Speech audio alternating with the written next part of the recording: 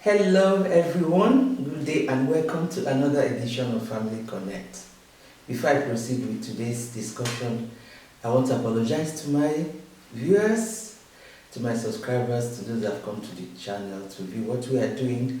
That for some time now we've been off recording because of one or two issues. But I'm back now. I'm happy to be here with you once again. With me and my crew, we say thank you for always being there. And today I have a very important topic I want to treat. Why did I say so?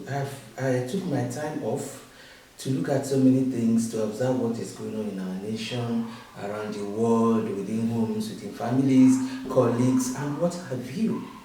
And I discovered one prevalent factor that is affecting everybody in one form or the other. Yours may not be so much, but no matter how little, it's affecting everyone. And I want us to be very mindful and at the same time, try to be conscious of the prevailing times and what is happening and see how you can weather the storm, walk within it, find your way around it, and still remain strong and good to go.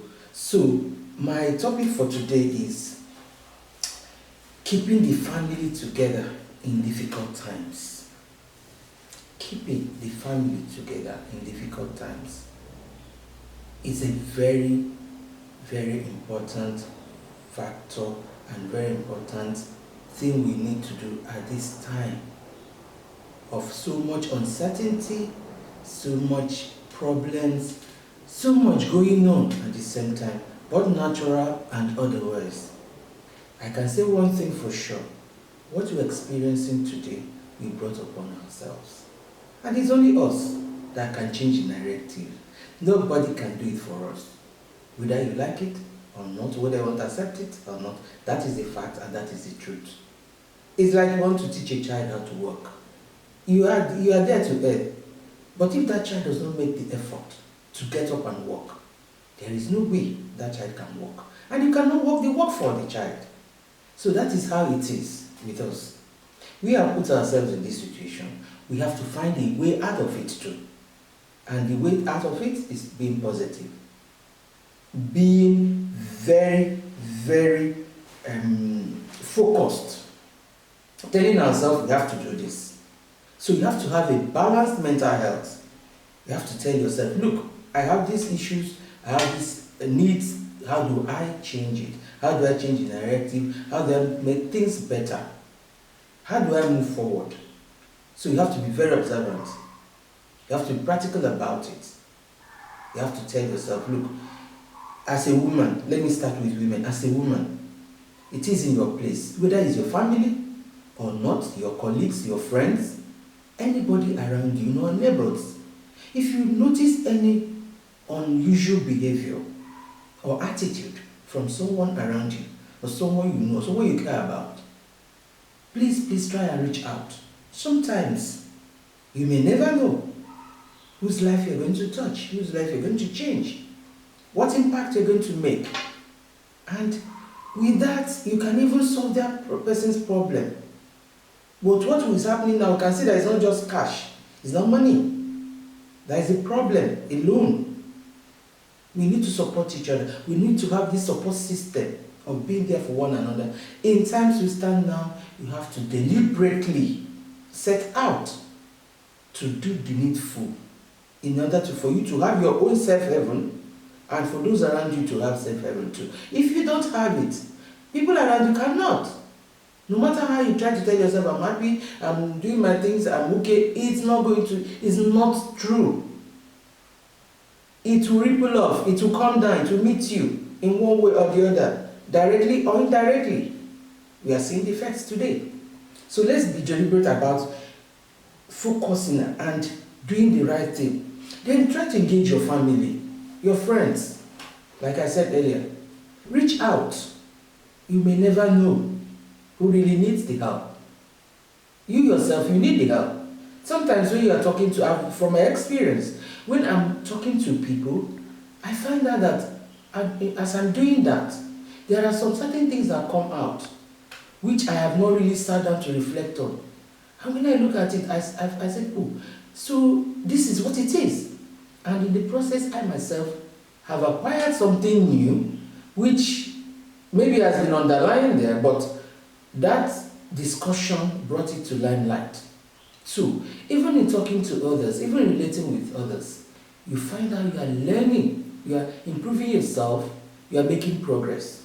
So let's try and be deliberate about engaging people around us, whether in our workplace, whether as neighbors, whether our family, extended and within. Let's try as much as we can at these prevalent times to be there for one another.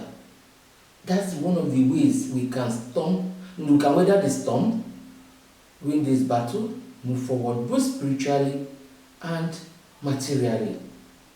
If you don't make that effort, no matter how you want to say it, no matter what you want to say, you cannot make that progress you wish to.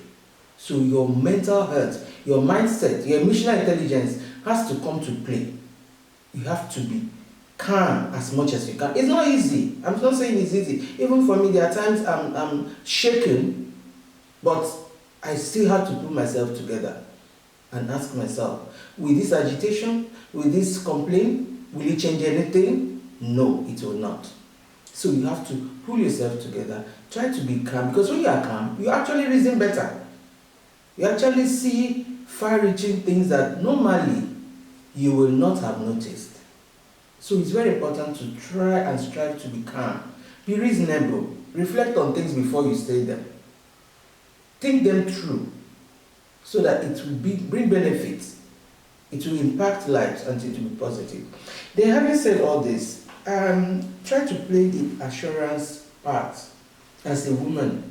It's not just limited to women, but I know one thing: women have the capacity to carry a lot, to hold on, and to be a support lovingly to their environment. Not that men don't, they do, but women have more, or have what it takes to do it better. So let's stand there and let's apply that principle of assurance. Let's be positive in our attitude.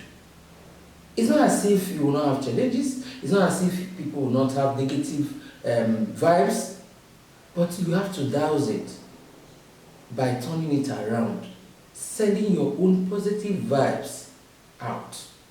It attracts a lot. It's like when you send out an ugly thought or send out an ugly word, or even when you curse anybody. I'm telling you from experience, you cannot have peace. You cannot be happy. You try to cover it, you try to push it down. It doesn't work. You must feel that impact. But when you wish somebody well, how do you feel? Reflect on it. Ask yourself, how do I feel when I give joy, when I wish people well? If you feel good, then continue that life, because only good and goodness can come to you. That love which you share and give out will equally return back to you. So, my beautiful people, I have said one or two things that we need to go and reflect on, or will help in these times we stand to make ourselves and our environment as healthy and as lively, positively as we can, so that we will develop and become better human beings with so much love to give and not always complaining.